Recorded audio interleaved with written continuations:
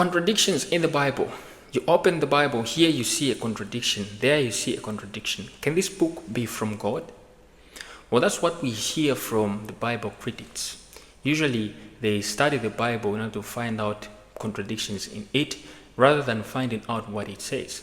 So what they do is they open the Bible, they pick up one scripture, they pick up another scripture, they juxtapose the two and say, you see the contradiction? It's very true that if you are studying the Bible in order to find out what contradictions it contains, you will surely find them, because you're not reading to understand clearly the context and everything surrounding the interpretation of those passages. One common contradiction or supposed contradiction which is usually brought forth by these people is that regarding the death of Judas Iscariot, as it is narrated by Matthew and also by Luke in the book of Acts. So what we are going to do is we are going to read these passages, starting with the passage in Matthew, and then we'll go to the book of Acts. In Matthew chapter 27, verse 3, we read, "Then Judas, his betrayer, seeing that he had been condemned," talking about Jesus, "he was remorseful and brought back the 30 pieces of silver to the chief priests and elders, saying, I have sinned by betraying innocent blood." Now, Judas Iscariot was remorseful at this particular point. His remorse, however, was not genuine. It was as a result of having that fear of condemnation. Judas Iscariot had naturally this love for money, even from the beginning. And I believe that's why Christ took him, chose him, and he was made to be part of the disciples so that he could be helped with this shortcoming. But it seemed like the more he spent time with Jesus, the more this wrong habit grew in him, and eventually it led him to death. A very important object lesson to us, that which we fail to overcome will eventually overcome us and work out our destruction. If we cherish sin for so long, that sin is capable of neutralizing all godliness in us, and we will be able to do anything. So his remorse was not genuine. However, let's go back to the passage and see where this supposed contradiction lies.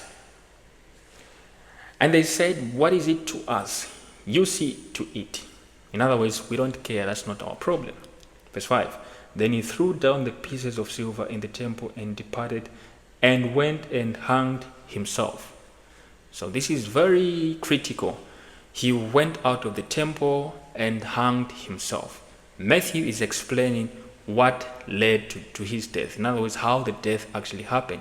He went out of the temple and hanged himself. So let's go to the passage in Acts chapter 1, and we'll read from verse 17. Verse 17 says, "For he was numbered with us," talking about Judas, "and obtained a part in this ministry." Verse 18, "Now this man, Judas, purchased a field with the wages of iniquity, and falling headlong, he burst open in the middle, and all his entrails gushed out." Now, this is very interesting. He was part of the ministry, and he bought this field with the wages of iniquity. Then he fell headlong and was burst open in the middle, and all his entrails or intestines were actually gushed out. So this obviously is describing something related to the death of Judas Iscariot. However, we need to understand that Luke is giving a testimony, and also Matthew is giving a testimony. What Matthew is describing is how the death happened, because it makes it so clear that he ran out of the temple and went and hanged himself. That's very clear. What Luke is describing in Acts chapter 1 verse 18 is actually what happened after he had hanged himself. So this is an aftermath. Now the Bible makes it so clear that he hanged himself in the place called Akeldama. This is a very hot place and a very rocky place.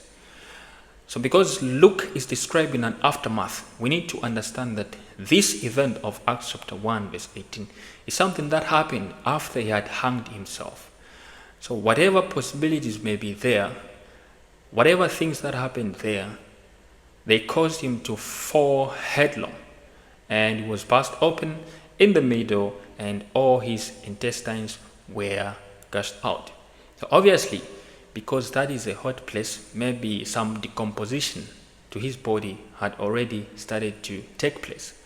and because of his weight, the cord by which he hanged himself was broken. And because that was a rocky place, he fell headlong.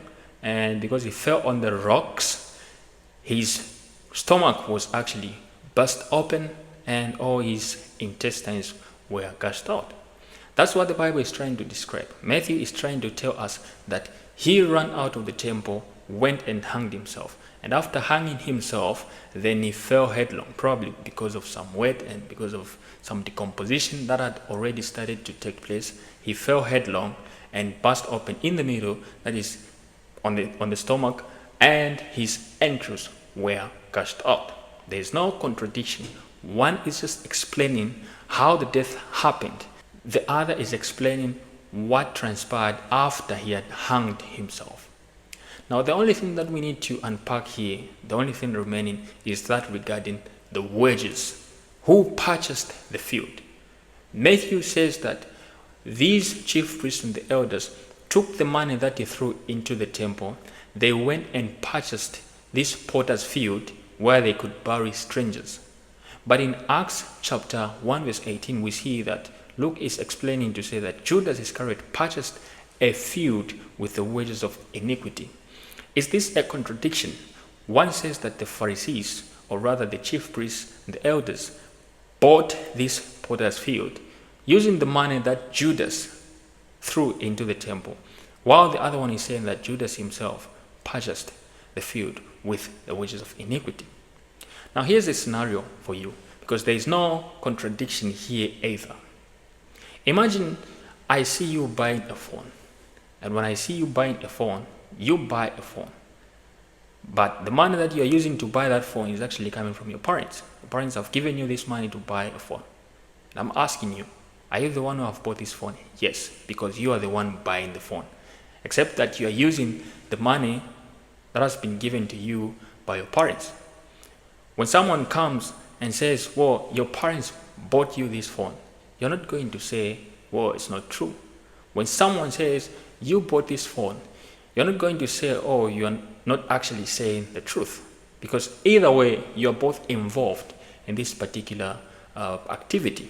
That is what we are seeing in these passages. The chief priests and the elders used the money that Judas Iscariot threw into the temple, and they bought the potter's field. So it was Judas' money which they used to purchase this field. So because it was Judas' money, this particular reporter in Acts chapter 1 is trying to show that it was Judas' money that bought this particular field. So Judas himself bought by his money this particular field, although it was accomplished through the Pharisees because they used this money. So it's not also trying to show that this is a contradiction. There is no contradiction regarding his death. There is no contradiction regarding the purchase of this particular field. So when you are studying the passages in the Bible, try to understand the context so that you can understand the point from the perspective of the author. If one is reporting in this direction and another is reporting in that direction, it does not mean that they are contradicting one another. It just means that one is explaining certain thing at a certain point, this one a certain thing at a particular point. When you put the pieces together, you have a whole picture of what is happening. With the death of Judas Iscariot, he went out of the temple, hanged himself, and after some hours, he fell headlong. And his stomach was actually burst open and all the intestines were gushed out. We need to study the Bible to understand it, not to find the supposed contradictions.